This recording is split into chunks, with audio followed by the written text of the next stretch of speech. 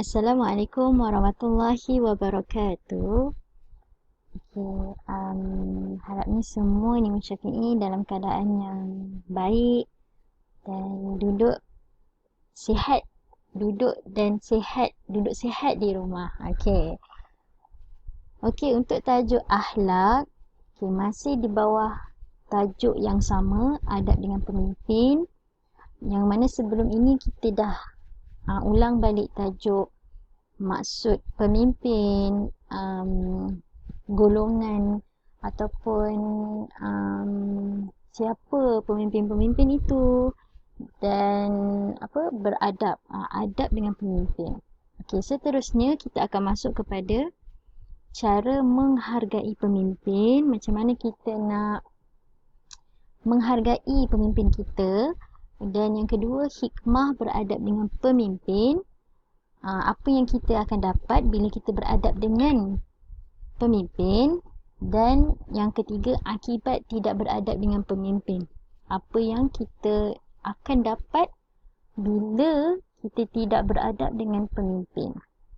Kita akan pergi kepada cara menghargai pemimpin.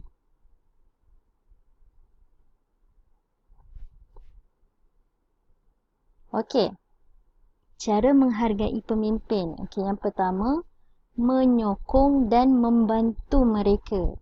Maksud dekat sini, macam mana kita nak menyokong dan membantu mereka? Sebagai contoh, pemimpin kita ada memberikan, contohlah, makanan percuma kepada rakyatnya. Jadi, kita perlulah sama-sama sebagai rakyat menyokong apa yang tindakan ataupun perbuatan yang dilakukan oleh pemimpin. Menyokong dari segi kita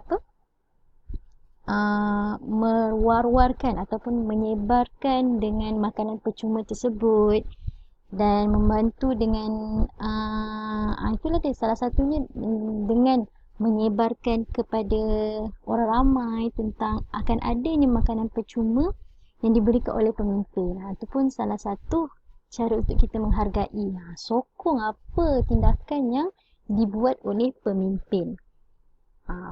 Dan yang kedua, menjaga harta benda awam. Sebagai contoh, kita ambil skop guru besar dekat sekolah. Dekat sekolah banyak harta benda awam kan. Harta benda awam ni maksudnya semua orang guna. Bukan kita seorang je yang guna. Sebagai contoh, meja, kerusi. Contoh dalam kelas 5 Syafi'i ni ada 16 orang. Jadinya cukup meja dan kerusi 16. Awak kena jaga secukup-cukupnya. Jangan ada yang merosakkan harta-harta benda tersebut. Dengan macam mana? Awak patahkan kerusi tersebut, atau awak conteng meja tu. Buat penat je. Guru besar kita, model kita Ustaz Fitri dah carikan untuk awak, dah berikan kemudahan kepada awak, tapi awak tak menghargai. Tu salah lah. Jadinya kita kena jaga harta benda awam yang diberikan oleh pemimpin. Dan yang ketiga, taat selagi tidak ingkar perintah. Maksud kat sini, cara untuk kita menghargai pemimpin, kita taatlah. Taat tu maksudnya kita ikut peraturan yang diberikan. Contoh macam sekarang ni lah kan, kita punya kita cuti panjang ni sempena dengan apa? Sebabkan wabak COVID-19 kan. Dinamakan apa? PKP. PKP. Sebagai contoh, macam sekarang kan, negara Malaysia diadakan PKP. Disebabkan wabak COVID-19 ni. PKP ni ialah Perintah Kawalan Pergerakan. Yang mana kita diperintahkan untuk duduk di rumah, jangan keluar. Itu adalah salah satu perintah daripada pemimpin. Jadinya kita kena taat lah. Apa yang diperintahkan kepada kita sebagai rakyat, kita kena ikut. Selagi ia tidak langgar perintah Langgar perintah sama ada perintah Allah ke. Tu. Okey. Bila kita rasa pemimpin buat yang salah, jangan kita ikut. Okey? Okey. Seterusnya kita akan masuk kepada hikmah. Hikmah beradab dengan pemimpin. Hikmah ni ialah apa yang kita dapat bila kita beradab dengan pemimpin. Okey, yang pertama semestinya dikasihi oleh Allah. Bukan hanya Allah saja yang sayang pada kita. Rasulullah pun sayang kita, masyarakat akan sayang kita, orang yang sekeliling kita pun akan sayang kita juga.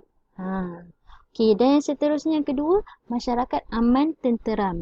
Bila kita beradab, bila kita tidak meninggikan suara dengan pemimpin, masyarakat pun akan pandang kita kan. Macam, wah, bagusnya lah orang ni menjaga adab dengan pemimpin. Jadinya semua masyarakat akan dalam keadaan aman dengan tenteram. Maksudnya, orang kata dalam keadaan harmoni, happy.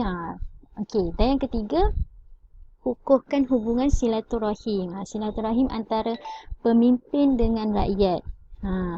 Dapat mengukuhkan lagi hubungan kan, silaturahim. Sebagai contoh macam dalam kelas, awak ada ketua kelas, awak ada pengawas. Dapat mengukuhkan lagi hubungan kawan-kawan dengan ketua kelas, kawan-kawan dengan pengawas. Macam itulah. Okey. Dan yang seterusnya kita masuk pula akibat tidak beradab dengan pemimpin. Apa akibatnya? Apa kesan buruknya kalau kita tak beradab dengan pemimpin? Okay, yang pertama, dibenci rakan dan masyarakat. Benci tu, dibenci rakan dan masyarakat. Bukan hanya masyarakat dan rakan saja.